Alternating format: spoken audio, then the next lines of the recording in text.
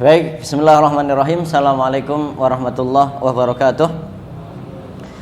Innal hamdalillah nahmaduhu wa nasta'inuhu wa nastaghfiruh wa na'udzu billahi min syururi anfusina wa min sayyiati a'malina may yahdihillahu fala mudhillalah wa may yudlil fala hadiyalah. Asyhadu an la ilaha illallah wahdahu la syarikalah wa asyhadu anna Muhammadan abduhu wa rasuluh. A'udzu billahi minasyaitonir rajim. Bismillahirrahmanirrahim.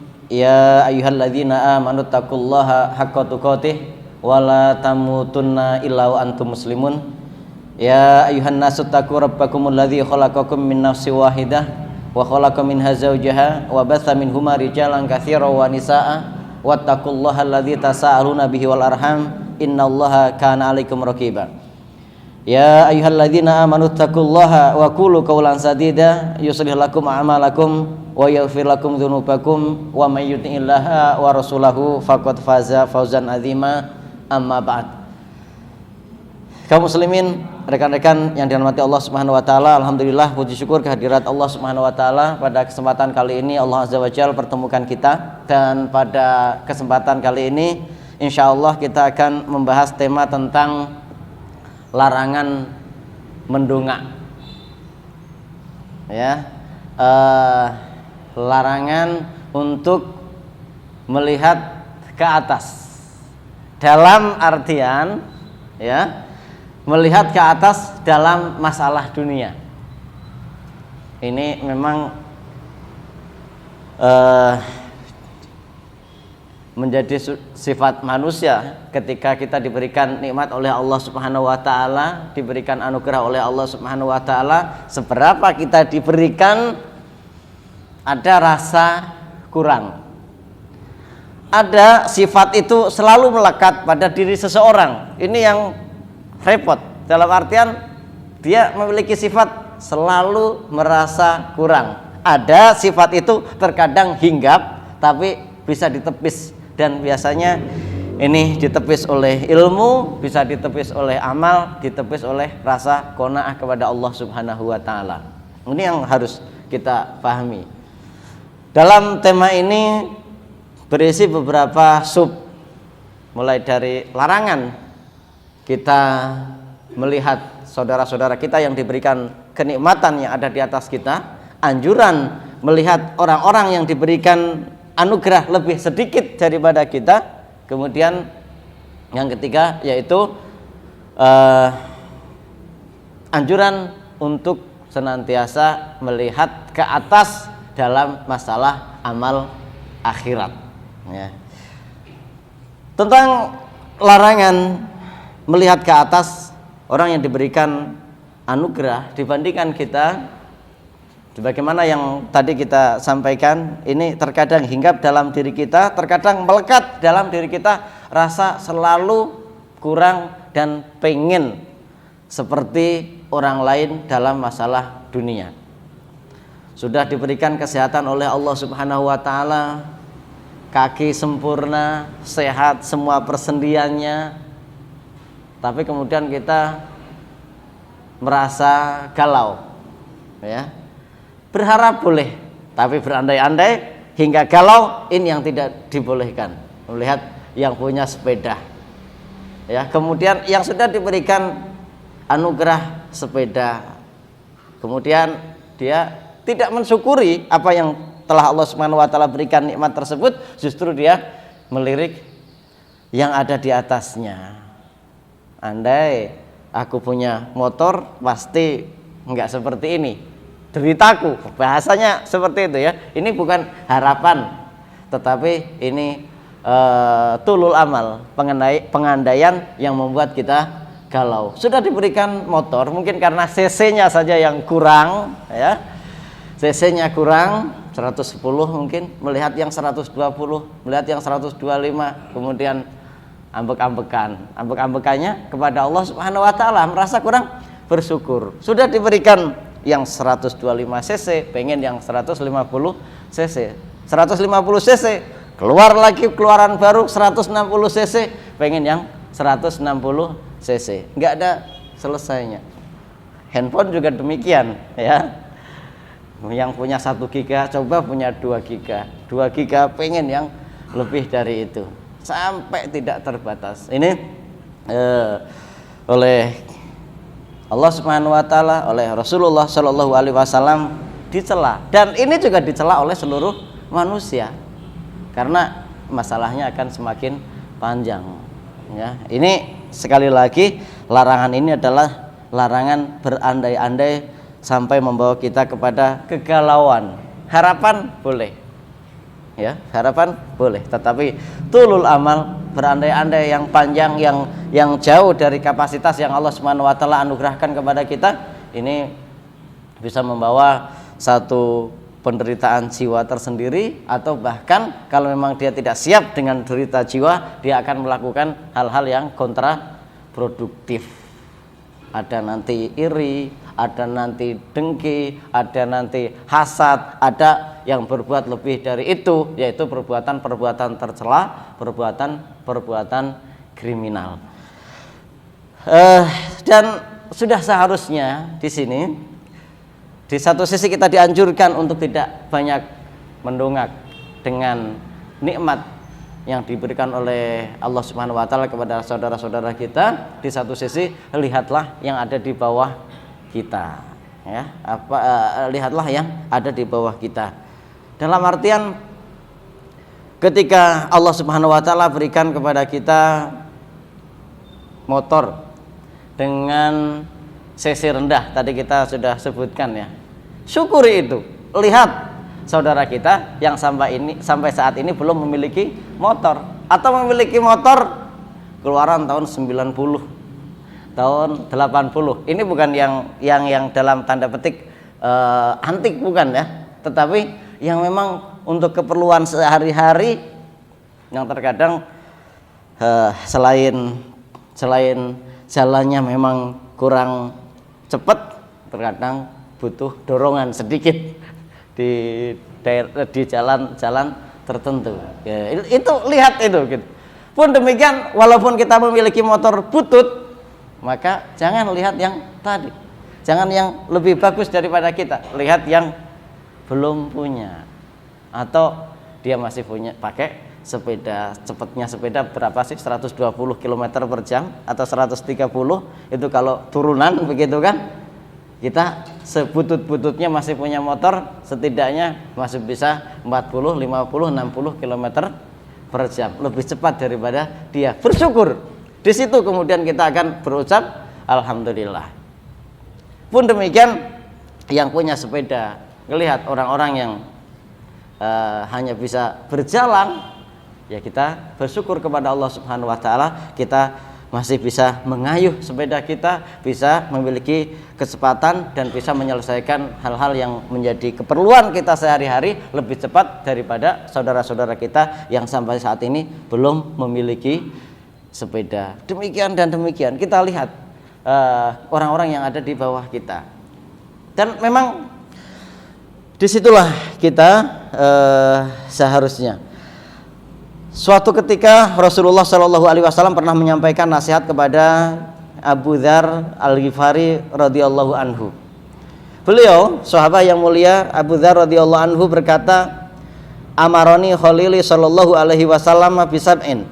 Kekasihku, karena kecintaan Rasulullah kepada Abu Dzar dan kecintaan Abu Dzar radhiyallahu anhu kepada Rasulullah Shallallahu alaihi wasallam, maka beliau menyebutkan, menceritakan kedudukannya, yaitu amaroni Khalili Shallallahu alaihi wasallam bisab'in. Kekasihku, yakni Nabi Shallallahu alaihi wasallam, memerintahkan aku tentang 7 perkara.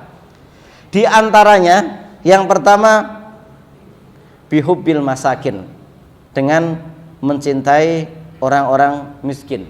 Dan ini ada satu bab khusus di dalam kitab Riyadhus Shalihin ya, yaitu anjuran untuk mencintai, membersamai orang-orang yang lemah. Nah, ini merupakan salah satu perintah Rasulullah Shallallahu alaihi wasallam, yaitu mencintai orang-orang miskin. Kemudian wadunui minhum, dekat dengan mereka. Wa amaroni, dan aku diperintahkan pula oleh Rasulullah Shallallahu alaihi wasallam an anzura ila man huwa duni, Beliau memerintahkan juga agar melihat orang yang berada di bawahku dalam masalah harta dan dunia. Wala anzura ilaman huwa fauqi, juga supaya aku tidak memperhatikan orang yang berada di atasku. Hadis riwayat Ahmad. Ini Abu Dzar radhiyallahu anhu menyampaikan kepada kita bahwa Rasulullah sallallahu alaihi wasallam memberikan perintah.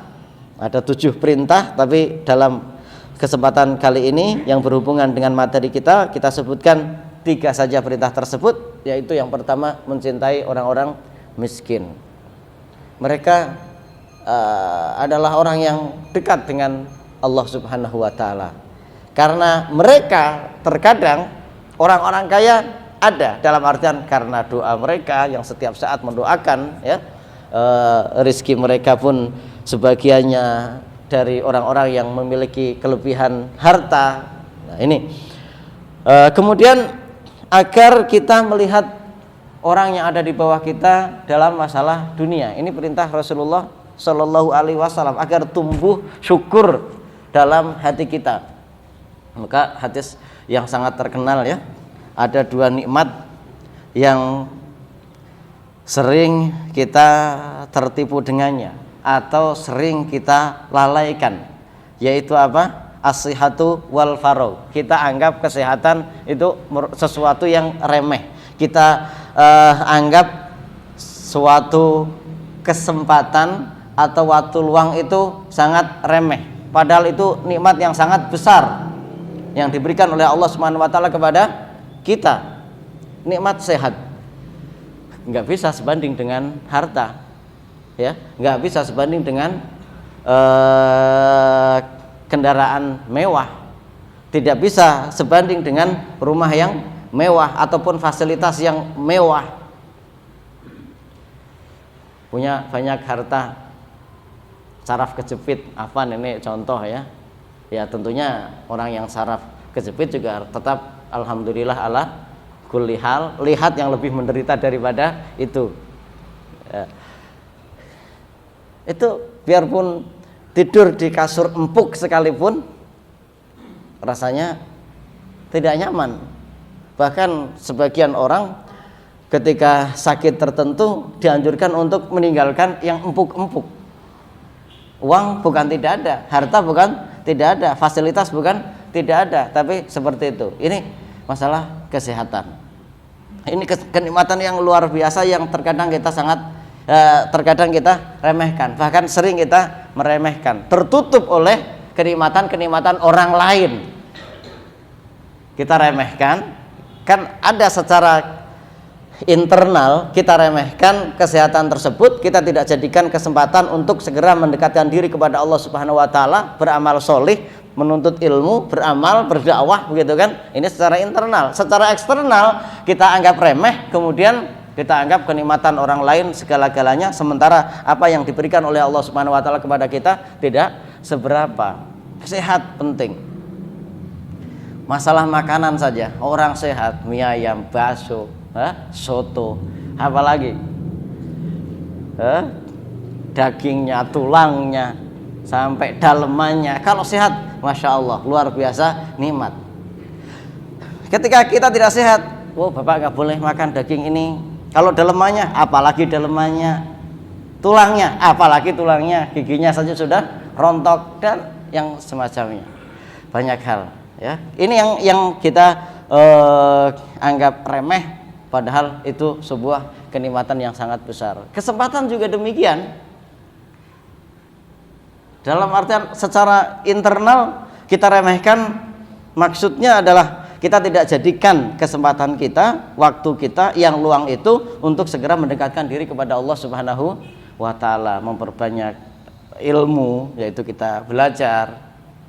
Nganggur, apa yang harus kita lakukan? Ambil buku, kita baca seumpama, ya, ambil radio, kita setel, kita buka HP kita, tapi tentunya untuk hal-hal yang positif, melihat kajian atau yang semacamnya yang berarti untuk akhirat kita ataupun dunia kita.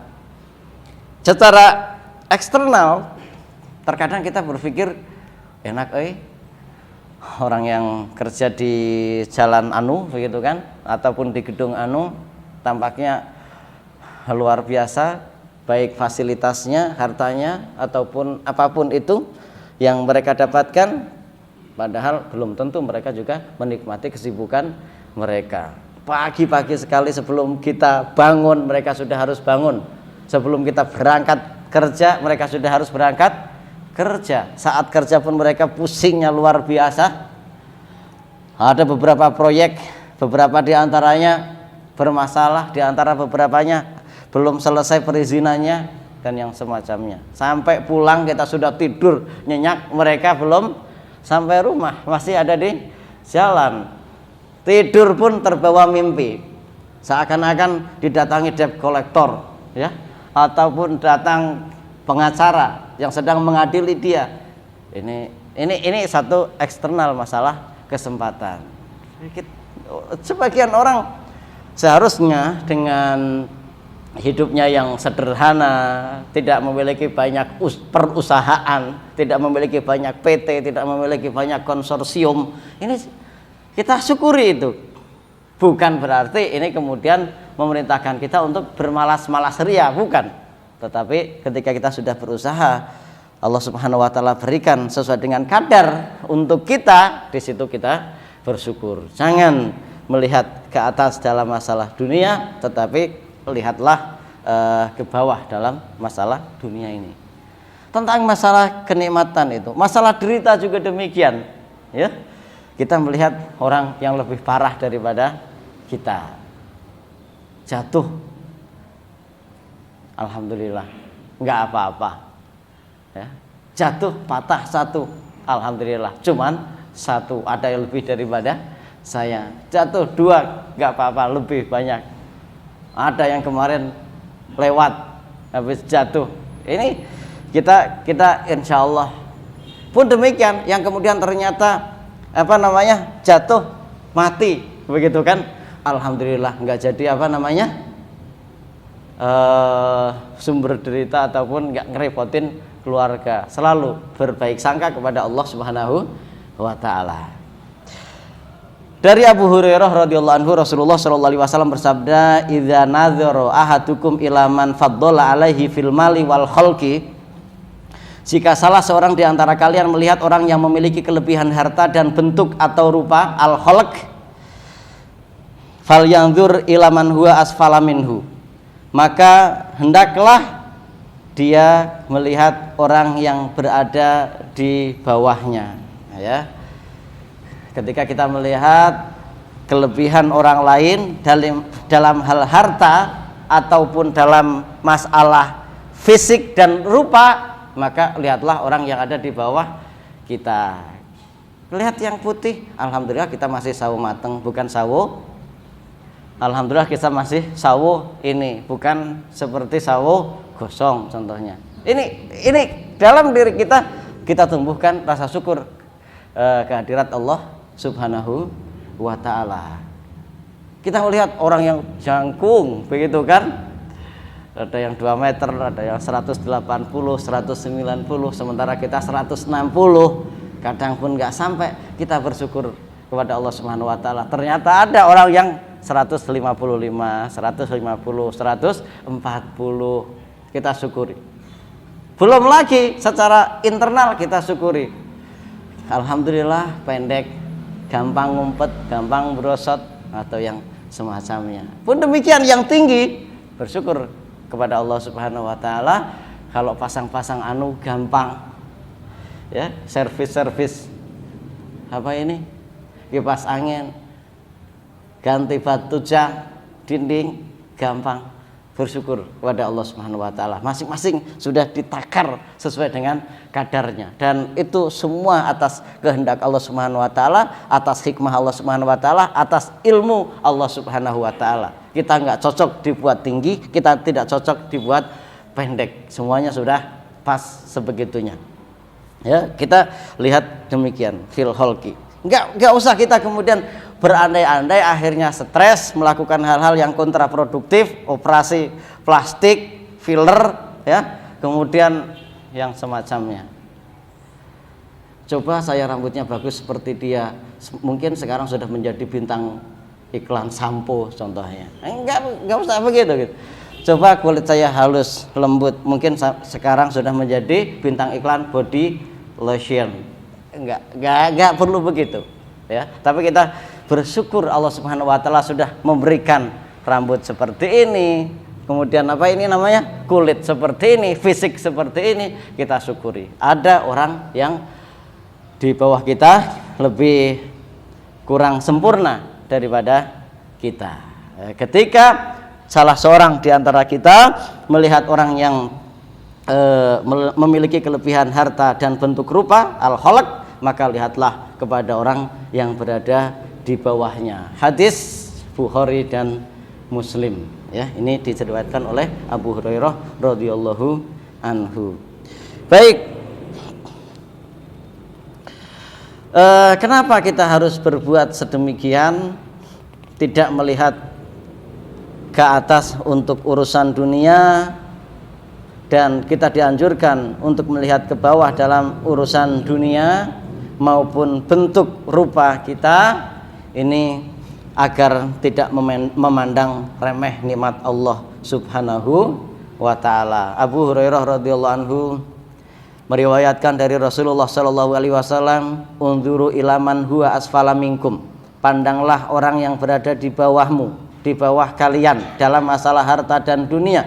Wala tanzuru ilaman huwa fauqakum, dan janganlah engkau pandang orang yang berada di atas kalian dalam masalah ini, yaitu masalah dunia.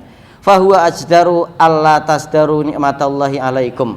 Dengan demikian hal itu akan membuatmu tidak meremehkan nikmat Allah Subhanahu wa taala kepada kalian. Hadis riwayat Bukhari dan Muslim. Tadi kita sudah sebutkan contoh-contohnya ya. Jangan melihat orang lain di dalam masalah harta dunia ke atas.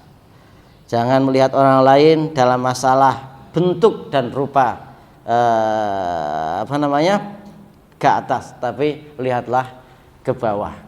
Dan ingatlah bahwa ukuran kita di hadapan Allah Subhanahu wa taala bukan di harta, tapi dan juga bukan rupa, tapi ketakwaan kita kepada Allah Subhanahu wa taala. Dan pada akhirnya semua kita bentuknya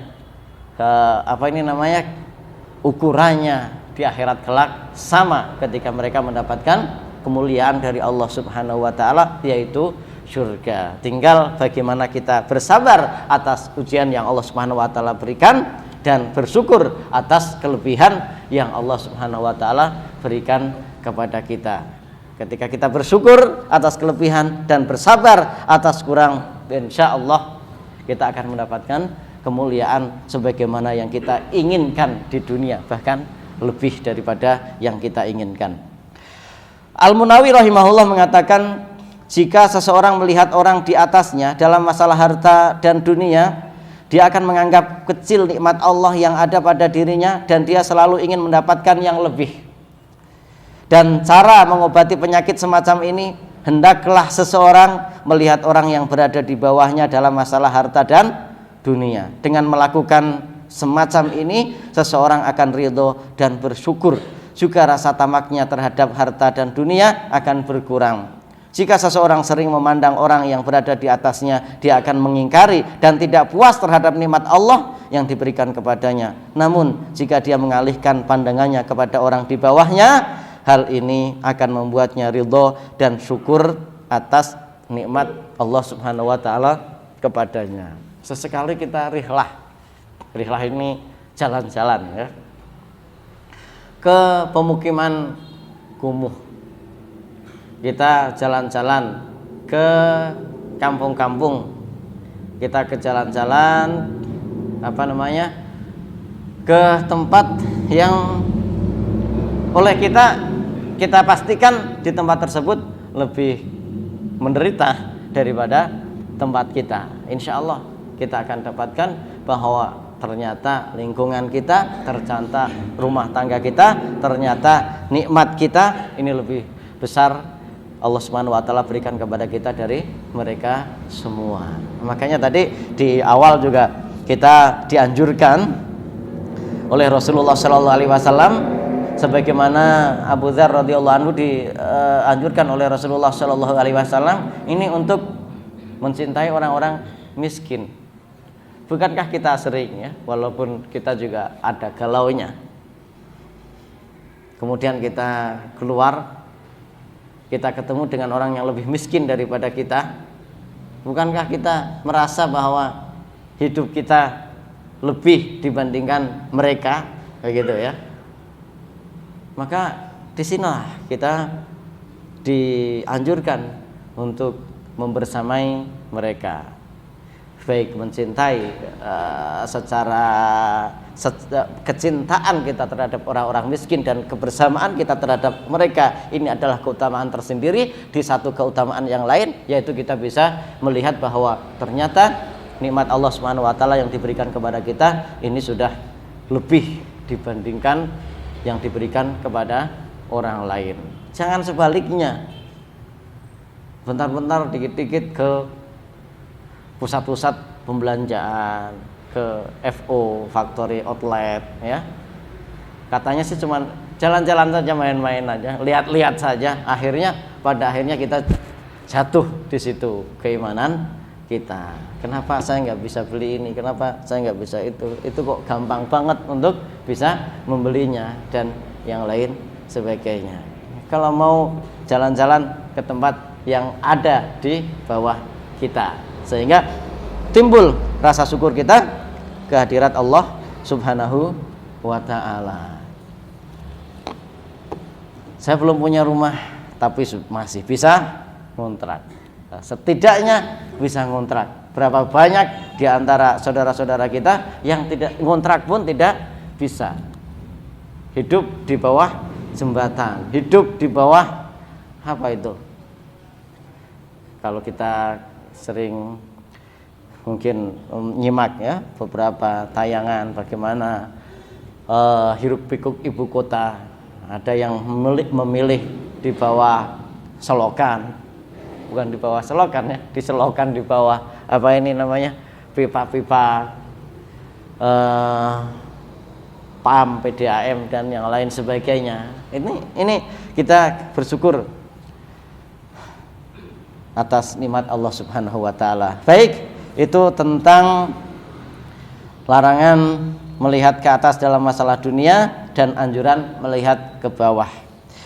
Adapun dalam masalah agama dan akhirat, kita harus melihat di atas kita ya. Dalam masalah agama berkebalikan dengan masalah materi dunia. Hendaklah seseorang dalam masalah agama dan akhirat selalu memandang orang yang berada di atasnya. Haruslah seseorang memandang bahwa amalan soleh yang dia lakukan masih kalah jauh dibanding para nabi, siddiqin, syuhada dan orang-orang soleh. Ini kalau kita memang sudah jauh di depan ya, tapi setidaknya di kanan kiri kita lah ya. Di saat waktu duha, kita nggak pernah ke masjid melaksanakan duha, melihat orang berangkat ke masjid melaksanakan duha, kita di situ seharusnya bersedih, aku sudah tertinggal ya. Kemudian yang lain sudah bisa saling membantu antar sesama saat yang satu mendapatkan musibah, ternyata kita belum bisa. Di situ seharusnya hati ini merasa tertinggal. Di saat yang lain melaksanakan ibadah puasa Senin, Kamis, Ayyamul Bid ya, ataupun puasa-puasa yang lain, dan kita pernah saja belum ya, di situ seharusnya kita merasa tertinggal. Ini nggak bayar. Kalau tadi kan memang harus bayar masalah dunia. Ini nggak butuh banyak tenaga dan nggak butuh banyak biaya. Ini yang seharusnya kita tidak boleh tertinggal. Yang lain sudah sampai soft awal, ternyata selalu kita di belakang. Itu pun tinggal 1 rakaat, tinggal 2 rakaat. Kadang malah pas dapat salam saja. Salam bersamaan dengan takbir kita. Nggak tahu itu, nanti ditanyakan ke ahli fikih bagaimana jamaahnya sudah dapat apa belum, seperti itu, begitu ya. Seharusnya di situ kita merasa tertinggal. Ini masalah akhirat. Para salafus soleh sangat bersemangat sekali dalam kebaikan, dalam amalan sholat, puasa, sedekah, membaca Al-Quran, menuntut ilmu dan amalan lainnya. Kita bisa review bagaimana tasabuk yang dilakukan oleh para sahabat Nabi. Siapa yang pagi-pagi ini sudah ini? Saya ya Rasulullah, Abu Bakar As-Siddiq. Siapa yang sudah ini? Saya ya Rasulullah, Abu Bakar As-Siddiq. Siapa yang sudah ini? Saya. Sampai kemudian Umar Ibn Khattab radhiyallahu anhu bertekad, nanti pada suatu saat saya pasti akan mengalahkannya.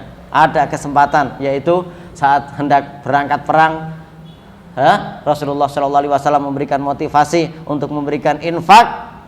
Umar Ibn Khattab radhiyallahu anhu sudah memberikan separuh hartanya dengan harapan tidak ada yang mengunggulinya. Tapi Abu Bakar As-Siddiq radhiyallahu anhu ternyata datang dengan lebih dahsyat lagi, yaitu seluruh apa yang beliau bawa, yang beliau miliki untuk infak fi sabilillah. Di situ seharusnya kita merasa tertinggal. Haruslah setiap orang memiliki cara pandang semacam ini dalam masalah agama, ketaatan, pendekatan diri pada Allah, juga dalam meraih pahala dan surga. Sikap yang benar hendaklah seseorang berusaha melakukan kebaikan sebagaimana yang salafus soleh lakukan. Inilah yang dinamakan berlomba-lomba dalam kebaikan.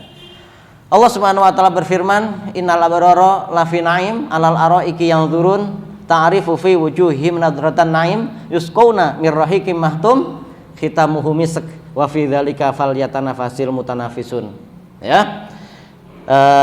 Sesungguhnya orang yang berbakti itu benar-benar berada dalam kenikmatan yang besar, yaitu surga. Mereka duduk di atas dipan-dipan sambil memandang keindahan yang Allah Subhanahu wa taala hamparkan untuk mereka semuanya. Kamu dapat mengetahui dari wajah mereka kesenangan mereka yang penuh kenikmatan. Dari rona wajah mereka terlihat sangat bahagia. Mereka diberi minum dari khamr murni, yang mana tempatnya ditutup, dilak dengan kasturi.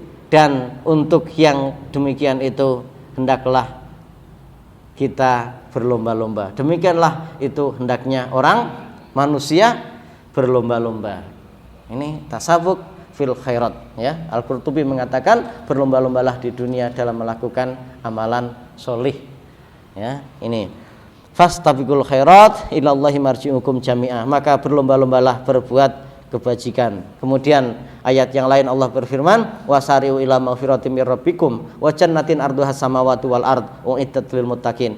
Dan bersegeralah kalian kepada ampunan dari Tuhan kalian dan kepada surga yang luas, yang luasnya seluas langit dan bumi, yang disediakan untuk orang-orang yang bertakwa. Ini anjuran, perintah dari Allah Subhanahu wa taala. Masalah akhirat, berlomba-lombalah. Tadi, ya, ketika melihat ada orang lain berbuat kebaikan, maka di situ kita merasa tertinggal dan bertekad untuk segera meraihnya. Bukan sebaliknya. Kalau tadi anjurannya melihat dunia itu ke bawah, kalau ini dilarang kita melihat, dia juga sering tertinggal, loh. Angel kalau udah begini, ya. Yang dipikirin, oh ternyata dia juga nggak puasa, kayak saya dong. Kita mungkin kitanya saja yang nggak puasa, sementara yang lain sudah pada puasa. Dan kita nggak tahu amalan apa yang telah dia perbuat selain kita. Jangan sampai kita malah nyari semua amal yang tidak dilakukan oleh orang lain. Wah, sudah dapat teman semuanya, itu enggak puasa, ini enggak. Mungkin dia sholat walaupun enggak puasa, gitu kan, sholat sunnah maksudnya. Kemudian dia memang enggak puasa, mungkin banyak melaksanakan sholat sunnah, kita malah seneng, oh itu enggak sholat, ini teman saya, ini enggak puasa, ini teman saya, ini enggak sedekah, ini teman saya. Bukannya nyari yang temenan, yang banyak yang berbuat baik. Nah, ini seharusnya di dalam masalah akhirat, lihat yang ada di atas kita. Toh insya Allah kita pasti bisa melakukannya, kecuali yang berbiaya. Itu pun Allah Subhanahu wa taala atau Rasulullah sallallahu alaihi wasallam kaitkan dengan kemampuan kalau sudah seperti itu. Sebagaimana kita berangkat haji, kita berangkat umroh, ini hubungannya manis tato'a ilaihi sabila, apabila kita kuat. Tapi kalau sholat, ya ini tinggal bagaimana hati kita, kuat enggak? Puasa, kuat enggak hati kita? Ya, amal solih seperti halnya birrul walidain, tinggal video call orang tua yang jauh, telepon orang tua yang jauh, datang bersilaturahmi ke orang tua, nengok orang yang sedang sakit, memberikan doa kepada mereka. Boleh jadi di satu sisi kita tidak bisa membawa oleh-oleh untuk dia, tapi kita datang, kemudian kita doakan, kita ruqyah, ya, dengan ruqyah yang syar'i tentunya. Itu sudah bahagia. Orang yang sakit kalau ditengokin sama saudaranya itu bahagia, rasanya sudah sembuh begitu saja, ya. Baik, itu mungkin tidak bisa membahas lebih jauh karena waktu membatasi kita. Mudah-mudahan Allah Subhanahu wa taala memberikan pemahaman kepada kita dan bisa memberikan kemudahan untuk mengamalkannya. Wassallallahu ala nabiyina Muhammadin wa ala ali Muhammad. Subhanaka Allahumma wa bihamdika asyhadu an la ilaha illa anta astaghfiruka wa atubu ilaik. Assalamualaikum warahmatullahi wabarakatuh.